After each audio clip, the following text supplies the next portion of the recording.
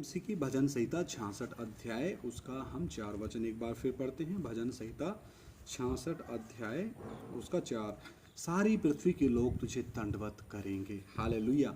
और इसका हम पिछले 2 भागों में एक्सप्लेनेशन सीखते आ रहे हैं, पूरा डिटेल में सीखते आ रहे हैं। एक बार फिर हम आते फिलिपियों की पत्री दूसरा अध्याय 10 और 11 वचन कि जो स्वर्ग में और पृथ्वी पर और पृथ्वी के नीचे हैं वे सब यीशु के नाम पर घुटना टेकें और परमेश्वर पिता की महिमा के लिए, यानी प्रभु यीशु मसीह का जो परमेश्वरत्व है उसकी महिमा के लिए हर एक जीव, यानी मनुष्यों की जीव, जानवरों की नहीं, अंगीकार कर ले कि यीशु मसीह ही प्रभु है, यीशु मसीह ही परमेश्वर है, मुक्तिदाता है, उद्धार करता है। इसका मैंने वचन से प्रमाण दिया है। किसी को शक है, सवाल है, आप इस वचन से स्पष्ट कर सकते हैं, आप बात कर सकते हैं, आप मैसेज कर सकते हैं। आपका और भी अच्छे रीति से जवाब का जो सवाल का जो जवाब है वो दिया जाएगा। तो ये जो परमेश्वर है जब देहधारी होता है, अनादिकाल का परमेश्वर बड़ी ही नम्रता के साथ आता है। फिलिपियों की पत्री दूसरा अध्याय 5 वचन मैं पढ़ता हूँ, 5 वचन 6, 7, 8 और 9। क्यों हर एक मनुष्य घुटना टेकेगा, उसके पीछे का कारण आप इन वचनों में पाएंगे। जैसा मसीह यीशु का स्वभाव था वैसा ही तुम्हारा भी स्वभाव हो, जिसने परमेश्वर के स्वरूप में होकर भी, किसके स्वरूप में होकर, परमेश्वर के स्वरूप में होकर भी अपने आप को परमेश्वर के तुल्य होने को अपने वश में रखने की वस्तु ना समझा। एक बार फिर पढ़ता हूँ, जिसने परमेश्वर के स्वरूप में होकर भी परमेश्वर के तुल्य होने को अपने वश में रखने की वस्तु ना समझा, वरन अपने आप को ऐसा शून्य कर दिया।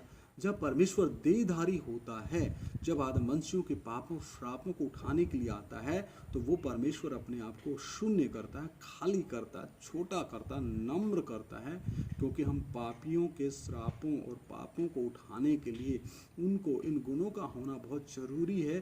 क्योंकि महिमा में परमेश्वर को पापी मनुष्य जाति अगर देख ले तो ये पापी मनुष्य जाति एक ही मिनट से पहले भस्म हो जाएगी, मर जाएगी, क्योंकि वो इतना महिमा में परमेश्वर है।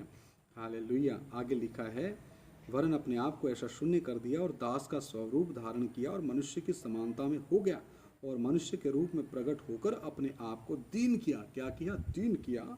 और यहाँ तक आज्ञाकारी रहा कि मृत्यु, हाँ, क्रूस की मृत्यु भी सह ली। इस कारण परमेश्वर ने, यानी प्रभु यीशु मसीह के परमेश्वरत्व ने उसको, यानी अपने दूसरे व्यक्तित्व को अति महान भी किया और उसको वह नाम दिया जो सब नामों में श्रेष्ठ है, सब नामों में श्रेष्ठ प्रभु यीशु मसीह के। और इसको हम प्रेरितों के कार्य में भी पढ़ सकते हैं। प्रेरितों के कार्य 4 अध्याय 12 वचन। किसी दूसरे के द्वारा उद्धार नहीं। क्यों किसी दूसरे के द्वारा उद्धार नहीं? क्योंकि आदम वंशियों के पापों और श्रापों की सजा किसने उठाई है? यूहन्ना रचित सुसमाचार में हमने देखा, पहला अध्याय 29 वचन, कि देखो परमेश्वर का मेमना जगत के पापों को उठा ले जाता है। तो जगत के पापों को किसने उठाया? सिर्फ और सिर्फ प्रभु यीशु मसीह ने ही जगत के पापों और श्रापों को उठाया, और कोई दूसरे व्यक्ति ने नहीं उठाया। इसलिए उसको अति महान नाम दिया गया। हम पढ़ते हैं अति महान नाम जो हमने पढ़ा फिलिपियों की पत्री में। एक बार फिर प्रेरितों के कार्य 4:12 हम पूरा वचन पढ़ते हैं। प्रेरितों के कार्य 4:12, किसी दूसरे के द्वारा उद्धार। इसीलिए किसी के द्वारा, दूसरे नाम के द्वारा उद्धार नहीं है, क्योंकि स्वर्ग के नीचे मनुष्यों में और कोई दूसरा नाम नहीं दिया गया जिसके द्वारा हम उद्धार पा सके। ऐसा कोई नाम है ही नहीं, सिर्फ एक ही नाम है, वो नाम है प्रभु यीशु मसीह। उसी के द्वारा हर मनुष्य पापों से, श्रापों से मुक्ति पा सकता है, निजात पा सकता है, उद्धार पा सकता है, साल्वेशन पा सकता है, और कोई दूसरा नाम है ही नहीं। इसीलिए परमेश्वर के पहले व्यक्तित्व ने अपने दूसरे व्यक्तित्व को, यानी जब परमेश्वर देहधारी होता है, उस दूसरे व्यक्तित्व को, जो दूसरा व्यक्तित्व हम पापियों के लिए मरने जा रहा है, उस व्यक्तित्व को अति महान भी किया। तो अति महान होने से पहले परमेश्वर ने अपने आप को क्या किया? अपने स्वरूप में, परमेश्वर के स्वरूप में होकर भी उसको अपने वश में रखने की वस्तु नहीं समझा, यानी कि अपने आप को शून्य कर लिया और दास का स्वरूप धारण किया और मनुष्यों की समानता में बन गया और मनुष्य के रूप में प्रकट होकर अपने आप को दीन किया, नम्र किया, और आगे लिखा आज्ञाकारी रहा, और मृत्यु, हाँ क्रूस की मृत्यु भी सह ली। इस कारण परमेश्वर ने, यहाँ पर मेरे भाइयों जो अन्य जाति लोग हैं, मेरे हिंदू भाई हैं, मुस्लिम भाई हैं, सिख भाई हैं, ईसाई भाई हैं, जैन हैं, बुद्धिस्ट, सभी संप्रदायों से मैं विनती करता हूँ कि त्रिएक परमेश्वर को समझने का प्रयास आप कीजिए। यहाँ पर कोई दूसरा परमेश्वर नहीं है। इस कारण परमेश्वर ने, वचन कहता है, इस कारण परमेश्वर ने उसको यानी कि प्रभु यीशु मसीह को, इसका मतलब यहाँ पर उनके दिमाग में शक उत्पन्न होता है, शक पैदा होता है। जो यहाँ पे दो विषय हैं, परमेश्वर और उसको, यानी परमेश्वर उनके विचारों से परमेश्वर अलग, और उसको यानी कि प्रभु यीशु मसीह अलग। ऐसा नहीं है, क्योंकि वचन कहता है, वचन देहधारी हुआ है, 100% मनुष्य और 100% परमेश्वर।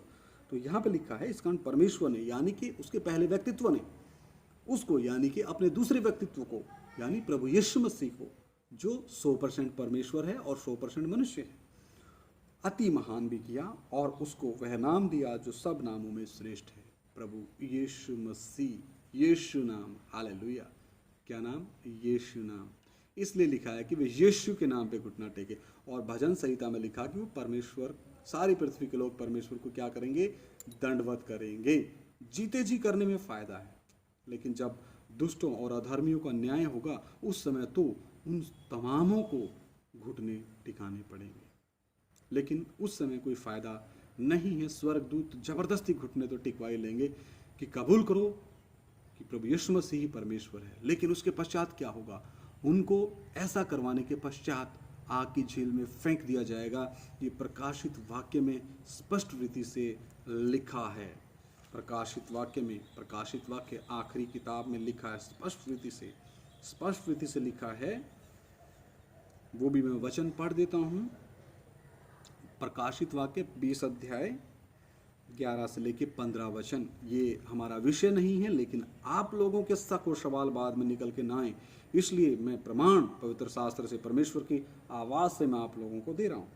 फिर मैंने एक बड़ा, प्रकाशित वाक्य 20 अध्याय 11 से 15, फिर मैंने एक बड़ा श्वेत सिंहासन और उसको यानी कि परमेश्वर को जो उस पर बैठा हुआ है देखा। उसके सामने से पृथ्वी और आकाश भागे। अब यहाँ पर 3 व्यक्तित्व देखने में नहीं आएंगे आपको। त्रिएक परमेश्वर, एकमात्र सच्चा परमेश्वर, मैं जो हूं सो हूं। अब वो श्वेत सिंहासन पर बैठा है। फिर से पढ़ता हूं। फिर मैंने एक बड़ा श्वेत सिंहासन और उसको जो उस पर बैठा हुआ है देखा। उसके सामने से पृथ्वी और आकाश भाग गए और उनके लिए फिर जगह ना मिली। क्यों भाग गए? क्योंकि प्रतिदिन ये पृथ्वी और यह आकाश इस पृथ्वी पे मनुष्यों के पापों को देखता है। फिर मैंने छोटे बड़े सब मरे हुओं को, छोटे हो या बड़े सब मरे हुओं को सिंहासन के सामने खड़े हुए देखा, और पुस्तकें खोली गई, और फिर एक और पुस्तक खोली गई, अर्थात जीवन की पुस्तक। और जैसा उन पुस्तकों में लिखा हुआ था, वैसे ही उनके कामों के अनुसार मरे हुओं का न्याय किया गया। समुद्र ने उन मरे हुओं को जो उसमें से दे दिया, और मृत्यु और अधोलोक ने उन मरे हुओं को जो उनमें थे दे दिया।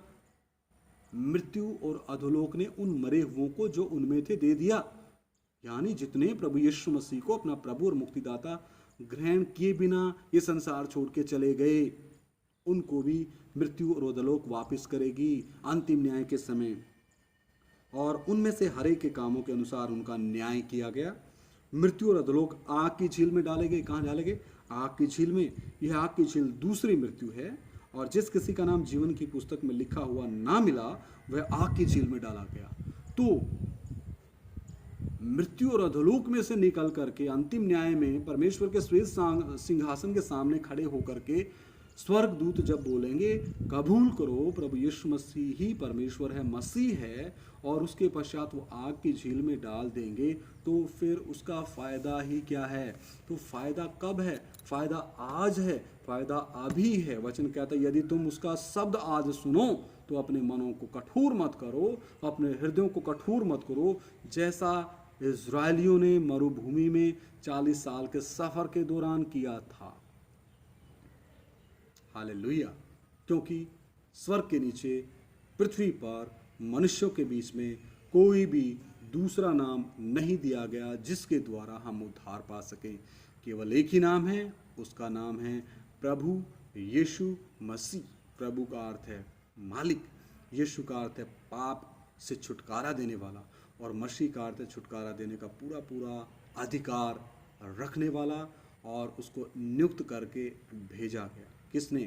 पहले व्यक्तित्व ने। किसको?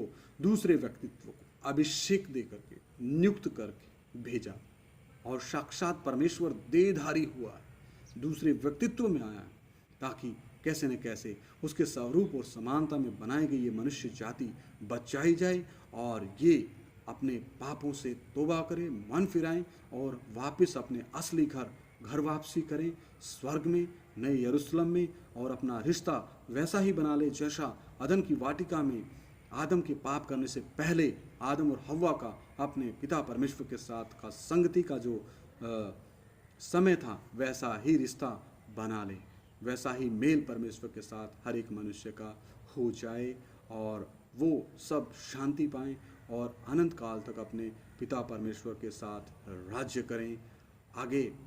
अगले पार्ट में हम इससे आगे सीखेंगे। सभी को जय मसीह की। मारानाथा।